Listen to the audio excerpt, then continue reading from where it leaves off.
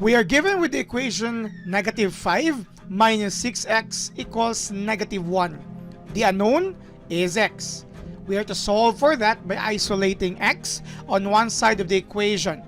Let's pick the left-hand side for this matter, and that would mean its coefficient, which is not just 6 but negative 6, and the other term, negative 5, should be removed.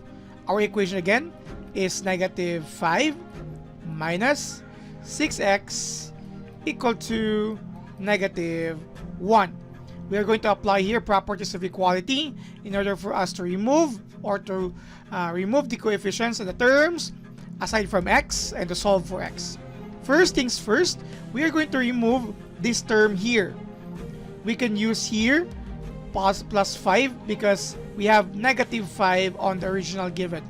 With that, negative 5 plus 5 becomes 0. In short, the left-hand side will just be remained with minus 6x. But the properties of equality tells us that whatever you do on one side, do it on the other side as well. Since you have here plus 5, do it here as well. So negative 1 plus 5 is positive 4. After this, we are going to remove the negative 6 on the left-hand side to show the value of x. We can divide here negative 6 because negative 6 divided by negative 6 is 1. 1 times x, you will have here x. And whatever be the result on the right hand side is the result of the unknown. And of course, we are also going to divide this by negative 6. That would mean, in simplest form, 4 divided by negative 6 is negative 2/3. Now, writing a negative sign in the middle or placing it in the denominator or numerator are just the same as long as there's only one negative sign. This means that the value of x here is non-integer. It's a fraction, negative 2/3. And we are also going to accept fractions as part of our answers.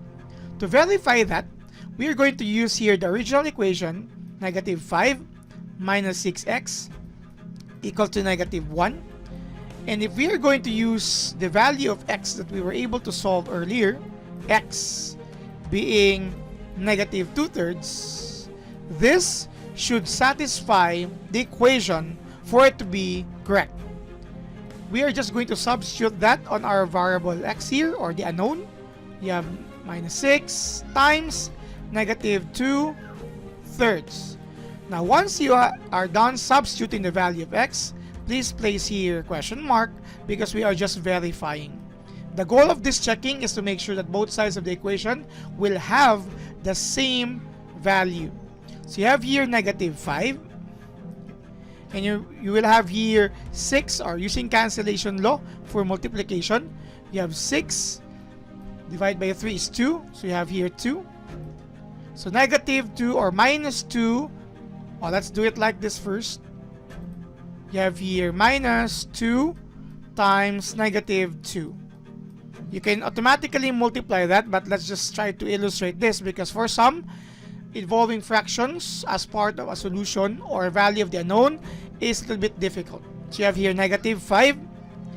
You have minus 2 times minus 2, or 2 times negative 2, and you will have here a negative, so double negative property, plus 4, and you will have here question mark still, even if it's too obvious, just to practice this one. Checking is very important. It might seem easy here, but for some cases, or more difficult cases, your checking will help you determine whether your answer is correct or not. And once you arrive at this, negative 1, negative 1, at this time, your checking is already done. You have verified your solution, and this is now the correct answer for our unknown. In short, the value of the unknown on our given equation is negative 2/3. Join us to the next adventure involving the unknown.